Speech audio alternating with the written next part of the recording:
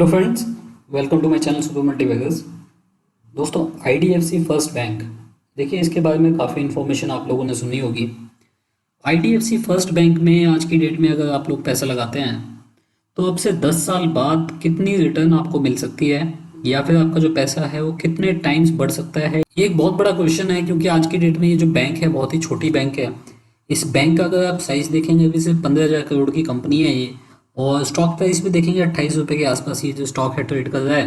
देखिए, इस बैंक के जो पोटेंशियल है वो काफ़ी ज़्यादा लगते हैं, वो इसलिए क्योंकि इस बैंक के जो मैनेजमेंट है उन्होंने काफ़ी यहाँ पे प्रोमिस किए हुए हैं और इन्वेस्टर्स को बोला हुआ है कि उनका जो बैंक चलाने का जो तरीका है बिल्कुल डिफरेंट है। वो एक अलग जोन में बैंक को लेके जाना चाह रहे हैं, और उनका मानना है कि जो एनपीए लेवल है, जो असेट क्वालिटी है, उसको काफ़ी इंप्रूव कर दिया जाएगा। पिछले वीडियोस में मैंने आपको डिटेल में बताया है कि क्या यहाँ पे प्लान है और किस तरीके से जो असेट क्लास है इस बैंक की उसको चेंज करने की पूरी कोशिश की जा रही है। देखिए, क्वार्टर वन के नंबर्स आए हैं फाइनेंशियल ईयर 2020-21 के, कि बहुत ही बढ़िया नंबर्स आए हैं, और साथ ही जितना भी प्रोमिस यहाँ पे इन्वेस्टर से किया गया था उसके ऊपर काम करते हुए दिखाई दे रहे हैं।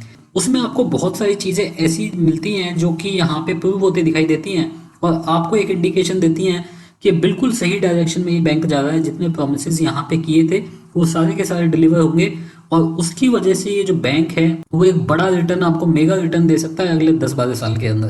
तो एचडीएफसी का अगर मैं स्टार्टिंग के 10 साल देखता हूँ लिस्टिंग के बाद के, तो देखिए जो टोटल रिटर्न आया था वो 15 टाइम्स आया था। और उसका जो इनिशियल फेज था, जो कि जहाँ पे बैंक काफ़ी नीचे पड़ा रहा, वो स्टॉक चला नहीं था, वो जो फेज था वो करीब 6.5 साल चला था। यहाँ पे अगर आप इस बैंक को देखेंगे तो पिछले 2-3 साल से इसी तरीके का कंसोलिडेशन इस बैंक ने भी दिखाया है।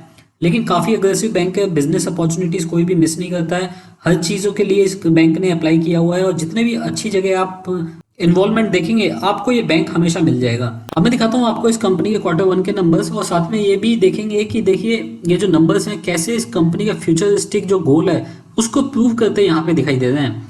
इससे पहले इस बैंक का जो स्टॉक प्राइस है उसको देख लेते हैं आज की डेट में कहाँ ट्रेड कर रहा है। 28 रुपये 20 पैसे के आसपास ये जो बैंक है चल रहा है। और देखिए बैंक में बड़ी गिरावट आई थी मार्च के अंदर जब सारे बैंक गिरे थे, लेकिन उसके बाद यहाँ पे चार्ट में आप एक अच्छी चीज़ देखेंगे कि जब यहाँ पे रिकवरी आई है तो बहुत ही बड़ी वॉल्यूम के साथ यहाँ पे रिकवरी आती है, आपको दिखाई दी है। पिछले 2 क्वार्टर जो है नंबर्स काफ़ी अच्छे गए हैं, और अच्छी वॉल्यूम के साथ ये जो स्टॉक है ये ऊपर की तरफ जा रहा है। 17 के आसपास इस बैंक ने अपना 52 वीक लो बनाया था 17.65, और इसका 52 वीक हाई देखेंगे, देखिए 48 के आसपास 52 वीक हाई है इस बैंक का, यहाँ पे आप देख सकते हैं। मतलब पिछले कुछ दिनों के अंदर अगर आप देखते हैं आपको 60-70% के आसपास के रिटर्न इस स्टॉक ने दी है।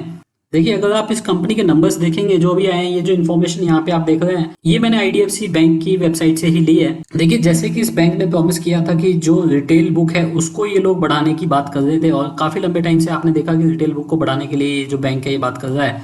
रिटेल बुक में देखेंगे, देखिए अभी भी 26% की ग्रोथ आपको देखने के लिए मिली है, और ये जो क्वार्टर है ये जून का है जब ज़्यादातर बैंक जो है स्ट्रगल कर रहे हैं। यहाँ पे 26% की ग्रोथ आपको रिटेल बुक्स के अंदर देखने के लिए मिली है।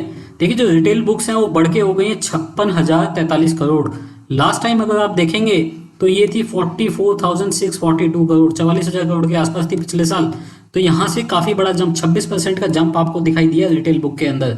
और उसके बाद अगर आप देखेंगे रिटेल बुक ये करीब 61% कॉन्ट्रीब्यूट करती है यहाँ पे टोटल लोन बुक का। जैसे बैंक ने प्रॉमिस किया था कि यहाँ पे ये जो होलसेल है या फिर अगर आप देखेंगे जो इंफ्रास्ट्रक्चर लोन है, दोनों में यहाँ पे कटौती कर रहे हैं, दोनों में यहाँ पे डिक्रीज दिखाई दिया है करीब 30% के आसपास का। तो जैसे बैंक ने प्रॉमिस किया था, जो रिटेल बुक है वो आपको यहाँ से बढ़ती हुई दिखाई दे रही है, जो इंफ्रास्ट्रक्चर और जो कॉर्पोरेट बुक है वो आपको यहाँ से घटती हुई दिखाई दे रही है। ये एक बड़ा पॉजिटिव संकेत। उसके बाद चलते हैं रिटेल लाइबिलिटीज के ऊपर। देखिए, जो कासा डिपॉजिट है उसमें बहुत ही बढ़िया यहाँ पे आपको ग्रोथ दिखाई दे रही है। देखिए, वाई बेसिस पे देखेंगे तो कोई 145% के आसपास इंक्रीज आपको यहाँ पे दिखाई दे रहा है। जो रेशियो है कासा रेशियो वो भी आपको इंप्रूव होता दिखाई दे 33.74 के आसपास। और अगर आप फिक्स डिपॉजिट देखते हैं इस बैंक के तो देखिए बहुत ही बढ़िया यहाँ पे रेटिंग मिलती हुई दिखाई दी है क्रिसिल के द्वारा। FAAA की रेटिंग यहाँ पे आईडीएफसी बैंक के डिपॉजिट को मिलती दिखाई दी है। ये जो रेटिंग होती है ये डिपेंड करती है कि आपने कितना इंश्योरेंस, कितनी सिक्योरिटी ली हुई है डिपॉजिट के ऊपर, तो वो बहुत ही अच्छे लेवल पे है, इसीलिए आपको इतनी अच्छी रेटिंग यहाँ पे दिखाई दे रही है। ठीक है, आपकी कंटिजेंट लाइबिलिटीज बहुत ज्यादा बढ़े ना, उसके लिए यहाँ पे जो ये है सर्टिफिकेट ऑफ डिपॉजिट, इसको भी यहाँ पे कम कर दिया गया है। 20,000 करोड़ के आसपास हुआ करते थे, उसको कम करके करीब 7,212 करोड़ के आसपास लेके आए हैं ये। उसके बाद चलते हैं कुछ और इन्फॉर्मेशन देख लेते हैं यहाँ पे। देखिए जो जो एनआईए ग्रोथ है उसमें आप देख सकते हैं यहाँ पे 38% का आपको जंप देखने के लिए मिल रहा है। जो नेट इंटरेस्ट मार्जिन है बहुत ही बढ़िया 4.53 के आसपास यहाँ पे आपको देखने के लिए मिल रहे हैं। जबकि आप लास्ट ईयर से कंपेयर करेंगे देखिए सिर्फ 3% के आसपास थे। और अगर आप लास्ट क्वार्टर से भी कंपेयर करेंगे तो देखिए वहां से भी आपको बढ़त देखने के लिए मिल रही है। लास्ट क्वार्टर में ये 4.24% के आसपास थे। 4.5% का जो नेट इंटरेस्ट मार्जिन होता है काफी अच्छा माना जा सकता है किसी भी बैंक के लिए। 4.5% के आसपास का यहाँ पे नेट इंटरेस्ट मार्जिन बनाया गया है। अब देखिए इस सिचुएशन में इस बैंक ने काफी प्रोविजनिंग भी की है और प्रोविजनिंग से पहले अगर आप देखेंगे तो जो इस कंपनी का ऑपरेटिंग प्रॉफिट था उसमें करीब 181% की यहाँ पे ग्रोथ थी वाई बेसिस पे। और अगर क्वार्टरली बेसिस पे सीक्वेंशियल बेसिस पे देखेंगे तो वहां पे भी करीब 13% के आसपास की ग्रोथ देखने के लिए मिली थी। इसी तरीके से नेट प्रॉफिट में भी आपने देखा देखिए 69% की ग्रोथ आपको देखने के लिए मिली। सीक्वेंशियल बेसिस पे भी करीब 19% के आसपास की ग्रोथ आपको देखने के लिए मिली है। प्रोविजन भी देखिए यहाँ पे पिछले साल से काफी कम कर दिए गए हैं। लास्ट ईयर अगर आप देखेंगे तो जो प्रोविजन थे वो करीब 1281 करोड़ थे, वहां से अभी कम करके ये 764 करोड़ के आसपास लेके आए हैं। और इसके अंदर अगर आप देखेंगे तो काफी सारी प्रोविजनिंग जो है वो कोविड-19 की वजह से है।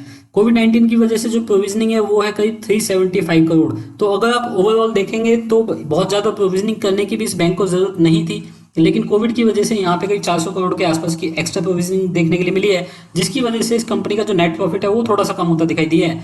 अब देखिए सबसे इंपॉर्टेंट चीज जो नेट प्रॉफिट है इस कंपनी का, प्रॉफिट आफ्टर टैक्स, वो किस तरीके का रहा है।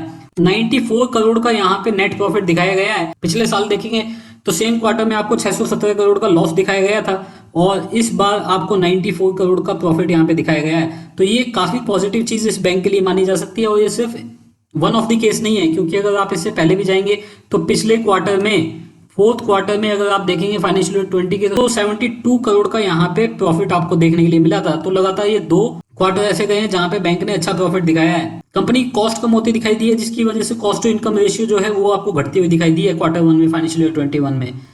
अब इस कंपनी की असेट क्वालिटी देख लेते हैं। देखिए असेट क्वालिटी भी बताया गया था कि काफी जल्दी ये इंप्रूव कर लेंगे और उसी तरीके की यहाँ पे इंफॉर्मेशन देखने के लिए मिल रही है। सीक्वेंशियल बेसिस पे अगर आप देखेंगे तो 2.60% से घट के जो एनपीए है, ग्रॉस एनपीए है, वो आपका 2% से नीचे आ चुका है। और नेट एनपीए अगर आप देखते हैं तो नेट एनपीए सीक्वेंशियली रिड्यूस हुआ है, 0.94 से कम होके 0.51 तक आ चुका है। तो काफी बड़ी इंप्रूवमेंट यहाँ पे एसेट क्वालिटी के अंदर देखने के लिए मिली है। और ये ऐसे टाइम पे हुआ है जब कोविड की वजह से सारी बैंक यहाँ पे परेशान है। ऐसे टाइम पे इस बैंक ने काफी अच्छा परफॉर्म किया है। स्पेशली अगर मैं असेट क्वालिटी बोलूं तो बहुत ही अच्छी परफॉर्मेंस यहाँ पे रही है। प्रोविजन कवरेज रेशियो देखिए 75% के आसपास मेंटेन की है, जो कि काफी अच्छी मानी जा सकती है। लास्ट टाइम अगर आप देखेंगे सिर्फ 49% थी, तो मतलब वहां से काफी बड़ा इंप्रूवमेंट इन्होंने प्रोविजन कवरेज रेशियो मतलब पीसीआर के अंदर भी किया है। ये तो इस बैंक की अभी तक की बात थी। अब देखिए इस बैंक को पहुंचना क्या है। ये जो नंबर्स आप यहाँ पे देख रहे हैं ये बहुत इंपॉर्टेंट नंबर्स हो जाते हैं, क्योंकि ये इस कंपनी का मानना है कि ज्यादातर जो लोन रखेंगे वो रिटेल के अंदर रखेंगे। जो लोन बुक रहेगी वो ज्यादातर रिटेल की रहेगी। और रिटेल के अगर आप ग्रॉस एनपीए देखते हैं तो 0.87% आपको यहाँ पे दिखाई देते हैं। पिछले क्वार्टर से कंपेयर करेंगे तो देखिए 1.77% मतलब 2% के आसपास थे, वहां से बहुत ही बड़ा इंप्रूवमेंट यहाँ पे देखने के लिए मिला है। अगर 0.87% किसी कंपनी का ग्रॉस एनपीए रहता है तो देखिए उस कंपनी का जो स्टॉक प्राइस है उसको एक्स्ट्रा प्रीमियम हमेशा मिलता है। यहाँ पे ये फर्स्ट क्वार्टर में इतना गिरता हुआ दिखाई दिया है रिटेल ग्रॉस एनपीए। आगे उम्मीद है कि इसी तरीके का ग्रॉस एनपीए जो कंपनी है मेंटेन करेगी। आप 1-2 क्वार्टर छोड़ सकते हैं क्योंकि वहां पे कोविड की वजह से कहीं ना कहीं तो बैंक इफेक्ट होगी, लेकिन लॉन्ग टर्म में अगर इस तरीके की एसेट क्वालिटी कंपनी ने मेंटेन की तो काफी बड़ा प्रीमियम इस बैंक को मिलता दिखाई देगा। इसी तरीके से आप नेट एनपीए देखते हैं तो नेट एनपीए भी देखिए लास्ट टाइम ये 0.67% थे, वहां से काफी बड़ी इंप्रूवमेंट आपको देखने के लिए मिली है, जो कि 0.24% के आसपास आई है। तो जैसा बैंक ने प्रॉमिस किया था उसी तरीके के नंबर्स आपको यहाँ पे देखने के लिए मिल रहे हैं और उसी तरीके के परफॉर्मेंस आपको इस बैंक से देखने के लिए मिल रही है। ये एक लॉन्ग टर्म इन्वेस्टमेंट आइडिया है। अगर आप लॉन्ग टर्म के लिए इन्वेस्ट करते हैं, मतलब अगर आप 10 से 15 साल के लिए इन्वेस्ट करते हैं, अगर आपको किसी पर्टिकुलर गोल के लिए पैसे चाहिए और वहां पे आप एसआईपी करते हैं या किसी भी तरीके से इन्वेस्टमेंट करते हैं, तो ऐसे टाइम पे इस तरीके के स्टॉक्स में अगर आप बहुत ज्यादा पैसा नहीं डाल सकते तो बहुत अच्छी बात है, आप कोई छोटा सा अमाउंट यहाँ पे इस तरीके के स्टॉक में डाल के रख सकते हैं। हो सकता है फ्यूचर में आपको काफी बड़े गेन ये स्टॉक देके जाए। दोस्तों ये जो इन्फॉर्मेशन थी ये सिर्फ आपके एजुकेशन पर्पस के लिए थी। अगर आप कोई भी इन्वेस्टमेंट स्टॉक मार्केट में करें तो आप खुद का रिसर्च जरूर कीजिएगा, स्टॉक मार्केट के बारे में पूरी इन्फॉर्मेशन लीजिएगा, स्टॉक के बारे में पूरी इन्फॉर्मेशन लीजिएगा, उसके बाद ही स्टॉक में इन्वेस्ट कीजिएगा। अभी के लिए दोस्तों इतना ही। Thank you very much, take care, bye bye.